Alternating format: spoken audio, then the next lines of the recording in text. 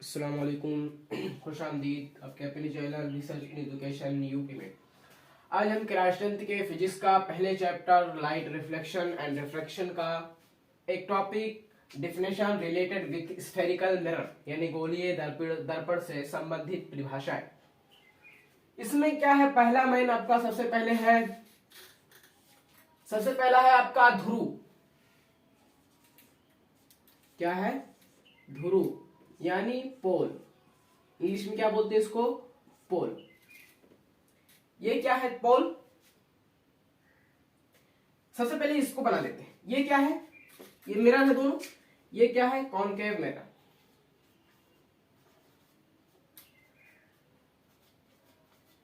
ये concave mirror, ये convex mirror.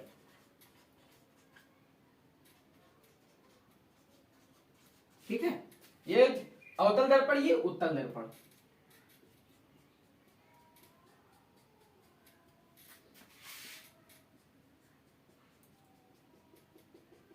ठीक है, अब देखो ध्रुव की जो परिभाषा है, ध्रुव की परिभाषा यही है कि दर्पण का जो परावर्तक तल है, दर्पण का जो परावर्तक तल है, दर्पण यह है, इसका जो परावर्तक तल है, जो परावर्तक तल इसका अंदर वाला परावर्तक तल है, इसका अंदर वाला परावर्तक तल है, तो इसके जो मध्य बिंदु होगा, उसका जो मध्य बिंदु होगा, यानी दर्पण का जो परावर्तक तल है, दर्पण का जो परावर्तक तल है, उसका जो मध्य बिंदु है, उसका जो मध्य बिंदु है, वही क्या कहलाएगा? आपका क्या कहलाएगा? पोल कहलाएगा। क्या कहलाएगा? ध्रुव कहलाएगा। ठीक है, दोनों में वही चीज है। इसका भी परावर्तक, जैसे इसका परावर्तक तल धसा हुआ पार्ट था, इसका बाहरी वाला पार्ट है, तो इसके भी मध्य बिंदु को क्या कहा जाएगा? पोल कहा जाएगा, ध्रुव। ठीक है, फिर से समझते हैं ध्रुव क्या है। देखिए, कॉनकेव मिरर या कॉन्वेक्स मिरर यानी उत्तल दर्पण या अवतल दर्पण में दर्पण का जो परावर्तक भाग है, जो पॉलिश किया हुआ नहीं है, उसका जो मध्य बिंदु है, उसका जो मीन पॉइंट है, वही क्या कहलाएगा? आपका ध्रुव कहलाएगा, पोल कहलाएगा। दूसरा हमारा आता है, दूसरा क्या है? वक्रता केंद्र। क्या है? वक्रता केंद्र।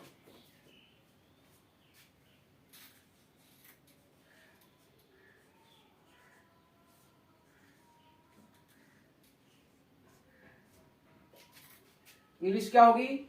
Centre of curvature.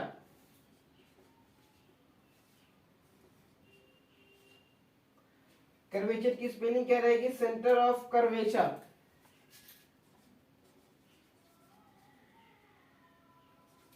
करेक्शन होगा, सही कर लेना है। ओके, वक्रता केंद्र, सेंटर ऑफ कर्वेचर जिसकी इंग्लिश होगी। हमने पोल पढ़ लिया कि मतलब परावर्तक तल के मीन पॉइंट को, मध्य बिंदु को पोल कहा जाता है। अब वक्रता केंद्र क्या चीज है? दूसरी चीज क्या है? वक्रता केंद्र क्या है? तो वक्रता केंद्र समझते हैं। जैसे हमने स्फेरिकल मिरर को कैसे बनाया है, किसी खोखले गोले से, कांच के खोखले गोले से काट करके बनाया है। तो जिस खोखले गोले से हमने उसको काट करके बनाया है, उस गोले की, उस खोखले गोले की जो मेन पॉइंट थी, जो उसका वो था मेन पॉइंट, केंद्र जो था, उस गोले का जो केंद्र था, वही इसका क्या कहलाएगा? वक्रता केंद्र कहलाएगा। देखिए, जूम के लिए मान लेते हैं इस तरह से अगर रहा होगा, ऐसे मान लेते हैं। चलिए, बढ़िया से डायग्राम नहीं बना है। ठीक है, ओके, इस तरह से मान लेते ये रहा होगा, ऐसा रहा होगा, मान लेते हैं। तो इस एक क्या है? गोला है, तो इसका जो मेन पॉइंट है, यही होगा केंद्र, यही होगा, यही है। किसी भी गोले का मेन पॉइंट यही है, मध्य बिंदु, केंद्र। इस गोले का केंद्र यही है, तो उस गोले के केंद्र को ही इस दर्पण का वक्रता केंद्र कहते हैं। फिर से समझते हैं वक्रता केंद्र किसे कहते हैं?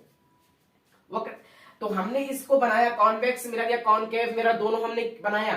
तो जिस खोखले गोले से काट करके बनाया है, जिस खोखले गोले से काट करके बनाया है, उसके केंद्र को, उसके मीन पॉइंट को क्या कहा जाता है, उसके सेंटर को क्या कहा जाएगा, वक्रता केंद्र।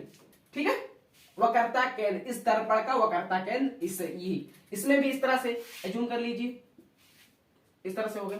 इसका इस गोले का मेन पॉइंट मान लेते हैं ये है, तो यही इस दर्पण का, इस दर्पण, ये जो दर्पण हमने बनाया, ये दर्पण, इस दर्पण का वक्रता केंद्र यही रहेगा। ठीक है, तो हमने क्या सीखा कि किसी भी गोलीय दर्पण में, चाहे कॉन्वेक्स मिरर हो या कॉनकेव मिरर हो, जिस खोखले गोले से कट करके बना है, उसके केंद्र को, उसके सेंटर को, मीन पॉइंट को हम क्या कहेंगे, सेंटर ऑफ कर्वेचर कहेंगे। किसका, स्फेरिकल मिरर का। ठीक है, इसको समझ लेते हैं, समझ लिया हम। हमारा तीसरा जो है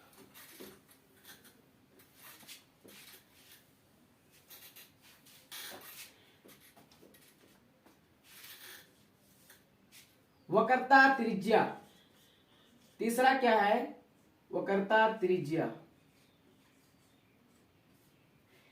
हमारा तीसरा क्या है, वक्रता त्रिज्या। इसकी क्या होगी इंग्लिश, रेडियस ऑफ कर्वेचर।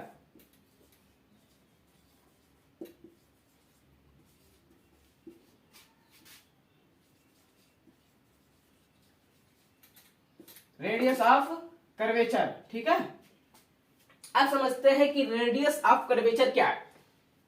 अभी तक हमने दो चीजें पढ़ी, पहला पढ़ा मुख अक्ष ओ, पहला पढ़ा हमने ध्रुव, दूसरा पढ़ा वक्रता केंद्र। अब तीसरा हम लोग पढ़ रहे हैं वक्रता त्रिज्या किसे कहते हैं। तो सेम उसी वही हम फंडा अपनाएंगे, क्या कि वक्रता केंद्र की क्या थी कि जिस गोलीय दर्पण, जिस खोखले गोले का यह दर्पण भाग है, जिस खोखले गोले से काट करके इस दर्पण को हमने बनाया है, उसके केंद्र को क्या कहा गया, सेंटर ऑफ कर्वेचर, यानी वक्रता केंद्र। तो उसकी त्रिज्या को हम क्या कहेंगे, वक्रता त्रिज्या कहेंगे। यानी जिस खोखले गोले से हमने कट करके इसको बनाया है, जिस खोखले गोले से इसको हमने कट करके बनाया है, जिस खोखले गोले से हमने इसको कट करके बनाया है, उसके त्रिज्या जो रहेगी, ये मेन पॉइंट हमने बताया, ये हम भी यहां रख देते, बता देते हैं मेन पॉइंट। ये क्या हो गई, वक्रता केंद्र, वक्रता केंद्र। ठीक है, ये भी हो गई वक्रता केंद्र, वक्रता केंद्र। अब देखिए, इसको थोड़ा सा अच्छा से डायग्राम बना दे। डायग्राम अच्छे से बन नहीं पाता मुझसे।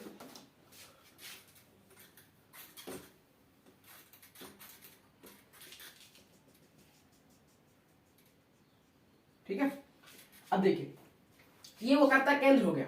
तो हम लोग वक्रता केंद्र पढ़ नहीं रहे, हम लोग वक्रता त्रिज्या पढ़ रहे हैं। तो हमने इस दर्पण को जिस खोखले गोले से कट करके बनाया है, उसकी जो रेडियस रहेगी, उसकी जो त्रिज्या रहेगी, उसे हम क्या कहेंगे, रेडियस ऑफ कर्वेचर, यानी वक्रता त्रिज्या। तो त्रिज्या हमने पढ़ा है, क्या पढ़ा है, त्रिज्या यानी केंद्र से जो यानी दर्पण तक की दूरी जो होती है, केंद्र से उसके परिध तक की जो दूरी होती है, वही क्या कहलाती है, त्रिज्या कहलाती है। तो यही इसकी क्या हो गई, यहां तक की जो दूरी हो गई, इसकी यही क्या कहलाएगी, त्रिज्या, वक्रता त्रिज्या। इसमें भी वक्रता त्रिज्या। ठीक है, सेंटर से, इसके मेन पॉइंट से, इसके सेंटर से परिध तक की दूरी क्या कहलाएगी, वक्रता त्रिज्या। और यहां से इसकी दूरी भी क्या कहलाएगी, वक्रता त्रिज्या, वक्रता त्रिज्या। ठीक है, ओके, ये चीज समझ में आ गई। वक्रता त्रिज्या कैसे कहते हैं कि यह गोला जो है, यह गोला जो है, इसका यह गोला जो है, जिस गोले से हमने कट करके इस दर्पण, दोनों दर्पण को बनाया है, उसकी जो त्रिज्या है, वही आपकी क्या कहलाएगी, वक्रता त्रिज्या। क्या कहलाएगी, वही आपकी क्या कहलाएगी, वक्रता त्रिज्या कहलाएगी। हम एक चीज आपको भूल गए बताना, क्या, इसको रिप्रेजेंट किससे करते हैं, इसके एक अक्षर से ले लेते हैं, इसको पी से रिप्रेजेंट करते हैं, पोल को किससे रिप्रेजेंट करते हैं, पोल से। वक्रता केंद्र को किससे रिप्रेजेंट करते हैं, वक्रता केंद्र आपका यही है, इसको रिप्रेजेंट करते हैं सी से। वक्रता त्रिज्या को रिप्रेजेंट करते हैं आर से। ओके, ये चीज समझ लेना कि इसके पहले अक्षर पी से, पोल के पहले अक्षर पी से इसको रिप्रेजेंट करते हैं ध्रुव को, सेंटर ऑफ कर्वेचर के पहले अक्षर सेंटर से सी से, सेंटर ये इस तरह से, तो इसके पहले अक्षर सी से इसको रिप्रेजेंट करते हैं, और रेडियस के पहले अक्षर आर से इसको रिप्रेजेंट करते हैं।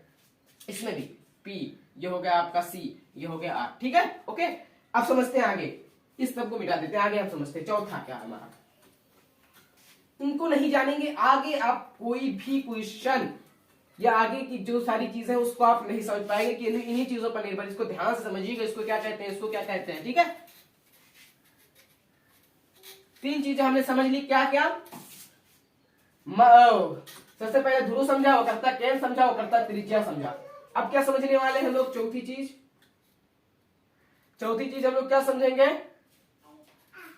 मुख अक्ष। मुख अक्ष ये आपका क्या है, मध्य बिंदु है। ये आपका क्या है, मध्य बिंदु है, पोल है, राइट। हमने क्या बताया था, यहां पर क्या होगा, उसका सेंटर होगा, सी होगा, सेंटर को सी से रिप्रेजेंट करते हैं। ये आपकी त्रिज्या आर हो गई, ठीक है। अब देखो यहां से क्या है, ये देखिए, ये सेंटर ऑफ कर्वेचर है। इस यहां से परावर्तक तल पर, यानी यहां से परावर्तक तल पर डाला गया डाला गया लंब ही उस बिंदु पर अभिलंब होता है। यानी यहां से इस बिंदु पर जो यहां से हमने सेंटर ऑफ कर्वेचर से परावर्तक तल के किसी भी बिंदु पर हमने जो रेखा खींच दी, उस बिंदु पर एक बात यहां समझना कि उस बिंदु पर अभिलंब होती, ना कि उस दर्पण पे अभिलंब नहीं होती, उस बिंदु पर अभिलंब होती है। यानी सेंटर ऑफ कर्वेचर से सी से वक्रता केंद्र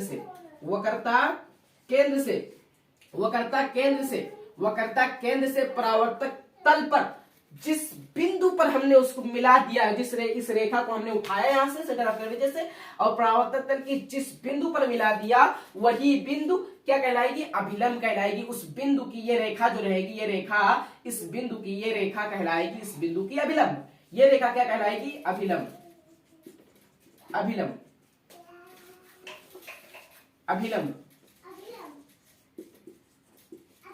ओके, नॉर्मल, इंग्लिश में क्या कहते हैं, नॉर्मल, ठीक है। अभिलंब क्या कहते हैं, अभिलंब से समझते हैं, हमने नहीं समझ पाए अभिलंब क्या होता है। वक्रता केंद्र से, सेंटर ऑफ कर्वेचर से दर्पण के किसी भी बिंदु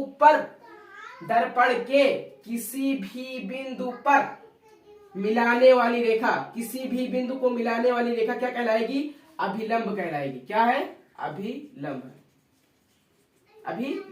ठीक है। ओके, इसको हम समझ पाए अभिलंब क्या होता है। चौथी चीज हमने अभिलंब समझ लिया, ठीक है। अब पांचवी चीज हमारी क्या है, पांचवी चीज है हमारी मुख अक्ष। क्या है, मुख अक्ष।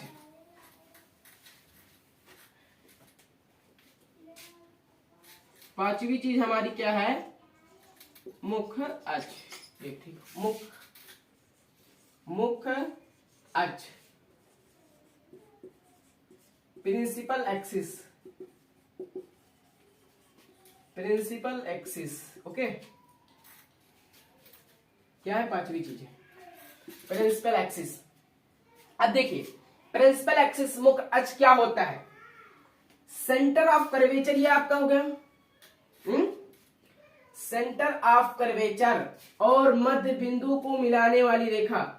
दर्पण के मध्य बिंदु को क्या कहते हैं, पोल, ध्रुव।